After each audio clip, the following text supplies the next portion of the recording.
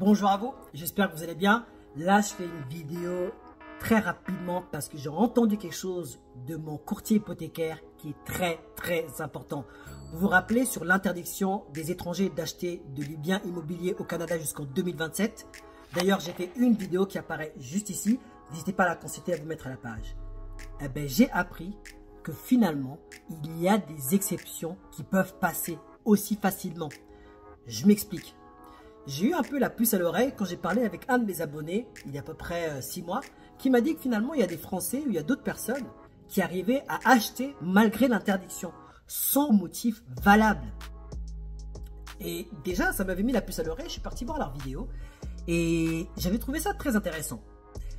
Maintenant, ce qui s'est passé, c'est que j'ai parlé avec mon courtier hypothécaire il y a moins d'une semaine et en parlant dans une conversation, par hasard, il me dit « Ah ben, j'ai fait justement un contrat, j'ai fait une hypothèque avec des Français et des Allemands la semaine dernière. » Je lui dis « Attends, des Français et des Allemands, tu veux dire quoi? Est-ce que c'est comme moi des immigrés ou qui sont maintenant devenus citoyens ?» Il dit « Non. Français, Allemand. C'est deux personnes différentes. Un Allemand et un Français qui ont réussi à prendre un bien immobilier ici.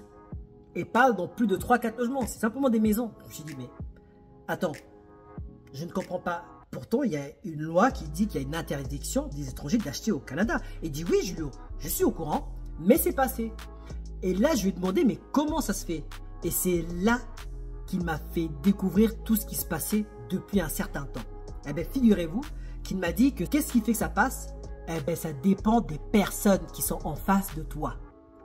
Il m'a dit « Je sais que ça c'est difficile, mais si le courtier hypothécaire, si le notaire, si l'agent immobilier sont d'accord pour faire ça, pour faire la transaction, pour faire visiter, etc., ben le dossier passe. » J'ai dit « Attends, recommence ça. » Et il me dit « C'est un peu aléatoire.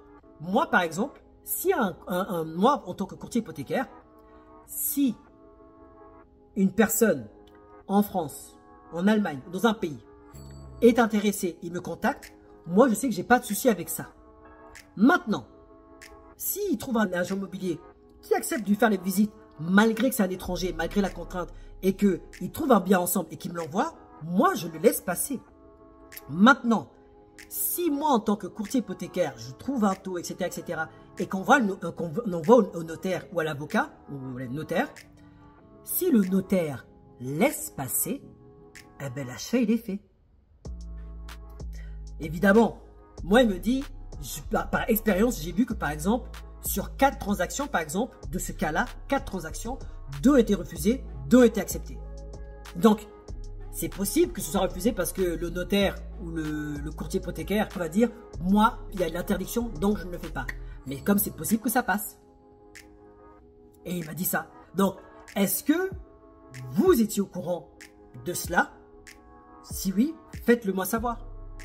Évidemment, moi je trouvais ça assez curieux parce que je pensais que c'était beaucoup plus réglementé et beaucoup plus catégorique. C'est-à-dire que tu fais ou tu fais pas. Mais maintenant que je vois bien, ça peut faire du sens que des personnes se disent, ben moi, si tu m'apportes ce dossier-là, je suis confortable de le faire valider. Donc, voici ce que je voulais partager avec vous aujourd'hui. Et ça relance quand même pas mal de choses. La question que je vais vous poser, les questions que je vais vous poser à vous aujourd'hui, c'est est-ce que vous seriez prêt, en tant que futur propriétaire, de faire une tentative et de contacter un agent immobilier, un courtier hypothécaire et un notaire dans le but de voir si ça pourrait passer ou vous voudrez attendre jusqu'en 2027? C'est une bonne question. Et est-ce que vous étiez au courant de cela? Et maintenant, une autre question que j'ai pour tout le monde. Si ça dépend des personnes et que les dossiers peuvent passer par-ci par-là, est-ce que cette loi d'interdiction des étrangers à acheter au Canada jusqu'en 2027, est-ce qu'elle a raison d'être s'il y a des personnes qui peuvent la contourner pour un oui ou pour un non? Et est-ce qu'on aura le résultat qu'on voulait en mettant cette loi en place? Le but qu'on s'est fixé, que le Canada s'est fixé en mettant ça en place, est-ce qu'il sera atteint? C'est une bonne question. Les personnes qui étaient intéressées pour acheter, qu'est-ce que vous feriez maintenant que vous connaissez cette information?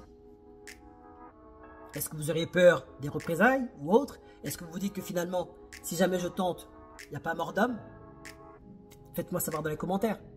Cette information-là, je l'ai découvert parce que je m'intéresse beaucoup à l'immobilier et je parle beaucoup avec les acteurs qui entourent l'immobilier, avec des courtiers hypothécaires, des notaires, des constructeurs, etc. Et mon conseil aussi pour vous, pour cette vidéo, c'est intéressez-vous à fond à l'immobilier. Plus vous vous intéressez, plus vous allez découvrir des informations qui vont vous rapporter de l'argent. Warren Buffett l'a dit, plus vous savez, plus vous gagnez. Plus vous vous intéressez, plus vous allez voir des failles au système, des informations qui vont vous rapporter énormément. Moi, je m'appelle Julio. Si tu es nouveau sur ma chaîne, mon but, c'est de faire des vidéos orientées motivation, mindset et investissement afin qu'un maximum de personnes comme moi, parties de rien, puissent atteindre l'indépendance financière. Si tu aimes ce genre de vidéos, rends-toi un service, like, abonne-toi, active la cloche de notification et partage tout autour de toi. Sur ce, je vous laisse avec deux vidéos. Celle-là qui vous parle de l'interdiction des étrangers d'acheter au Canada et celle-là pour dire comment sortir de sa zone de confort. Allez-y, je vous attends de l'autre côté. À très bientôt.